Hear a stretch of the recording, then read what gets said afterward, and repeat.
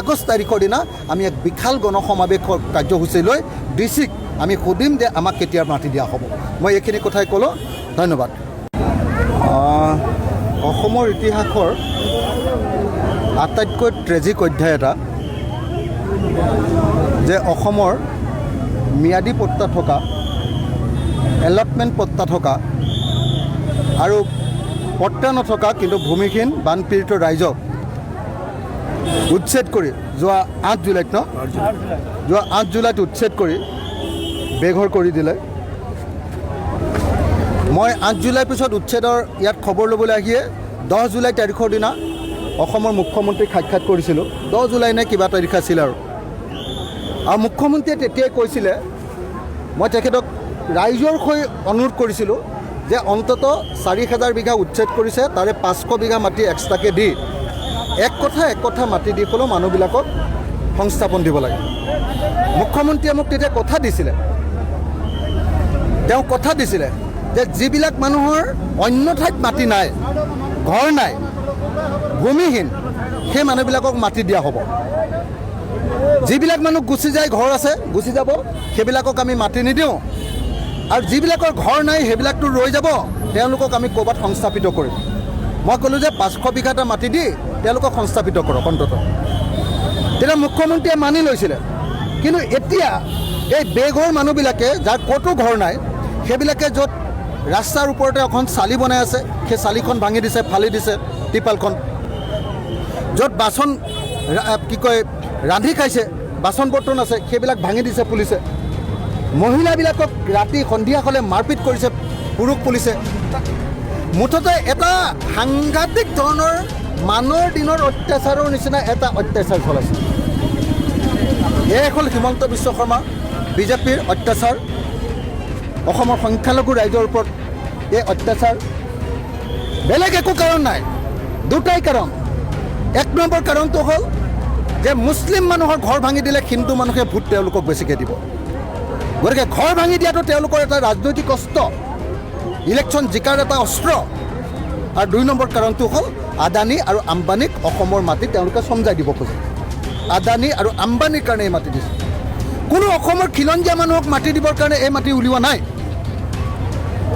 কিন্তু তেওঁলোকে প্ৰচাৰ কৰিছে যে এই মুছলিম সংখ্যালঘু মানুহৰ ঘৰ ভাঙি দিলেহে বোলে অসমীয়া জাতিৰ অস্তিত্ব ৰক্ষা পৰিব। গতিকে আজি আপোনালোকে নিজে দেখিছে মানুহবিলাকে কেনেকৈ কান্দিছে। মানে মোৰ আৰু আচলতে ক'বলৈ কোনো বাকী নাই। এখন চৰকাৰে নিজৰ জনতাৰ ওপৰত, স্বদেশী জনতাৰ ওপৰত, বৈধ নাগৰিকৰ ওপৰত যি অত্যাচাৰ কৰিছে, ইয়াত দুৰ্ভাগ্যজনক। মই আশা কৰোঁ যে ইয়াতকৈ আৰু বেছি অত্যাচাৰ নকৰিব। মই ধুবুৰীৰ DC আৰু অসমৰ মুখ্যমন্ত্ৰী আৰু অসমৰ চিফ ছেক্ৰেটাৰীক আহ্বান জনাইছোঁ যাতে য'ত মানুহবিলাকে আশ্ৰয় লৈ আছে ৰাস্তাই পদূলিয়ে, তেওঁলোকৰ টিপালবিলাক ভাঙি পেলোৱা নহয়, ফালি পেলোৱা নহয়, বাচন বৰ্তনক ভাঙি পেলোৱা বা লৈ যোৱা নহয়, আৰু মানুহক যাতে মাৰপিট কৰি নাথাকে। কাৰণ তেওঁলোক বেঘৰ, তেওঁলোকৰ যাবলৈ ক'তো ঠাই নাই। তেওঁলোক অসমৰ মানুহ, তেওঁলোক অসমৰ পুৰণি মানুহ, হয় মুছলমান মানুহ, কিন্তু তেওঁলোক অসমৰ পুৰণি মানুহ। যিবিলাকৰ বাহিৰৰ মানুহ নিশ্চয় গুচি গ'লহেঁতেন, আৰু যিবিলাক মানুহৰ বেলেগ ঠাইত মাটি আছে তেওঁলোকো গুচি গ'লহেঁতেন, কিন্তু এওঁলোকৰ নাই। গতিকে মই চৰকাৰক অত্যাচাৰ নকৰিবৰ কাৰণে আহ্বান জনাইছোঁ। অহা 30 তাৰিখৰ দিনা মই নিজে এই অঞ্চলৰ ৰাইজক লৈ এবাৰ চিফ ছেক্ৰেটাৰীক লগ ধৰিম। অসমৰ মুখ্যমন্ত্ৰীয়ে চিফ ছেক্ৰেটাৰীলৈ মোৰ হাততে কিবা লিখি দি আছে। আৰু অহা 4 তাৰিখৰ দিনা মই নিজেই বিলাসী পাৰলৈ আহিম, ৰাইজক লগত লৈ ডিচিক প্ৰশ্নটো সুধিম যে আচলতে মাটি দিয়াৰ কিবা ব্যৱস্থা কৰিছেনে নাই। অহা 4 তাৰিখে এখন গণসমাৱেশ হ'ব, আৰু তাত মই নিজেও অংশগ্ৰহণ কৰিম।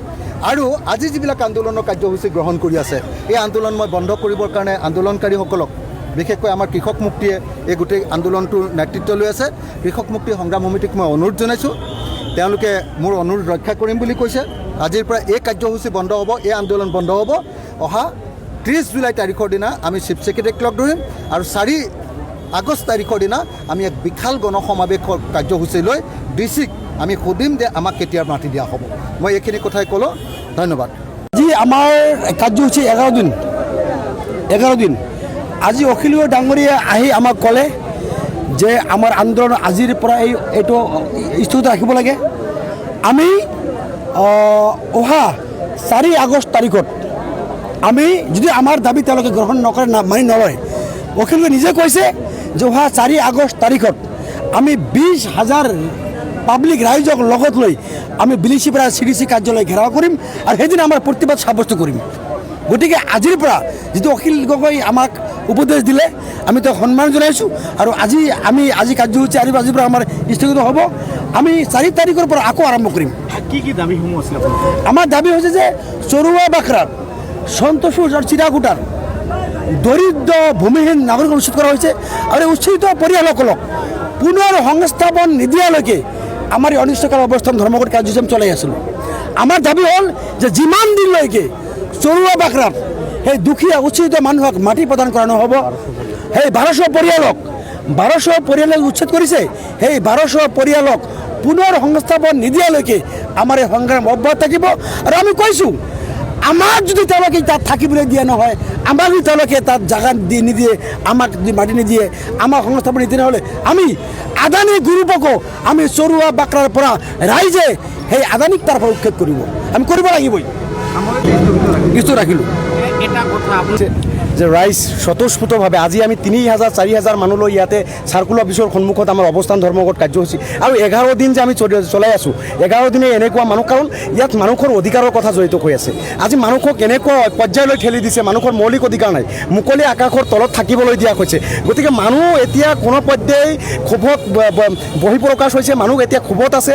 গতিকে এই দাবী মানি ল'ব লাগে অসম চৰকাৰে। আৰু মানুহে 3500 বিঘা মাটি বিচৰা নাই, মানুহক থাকিবলৈ 1200 পৰিয়ালক থাকিবলৈ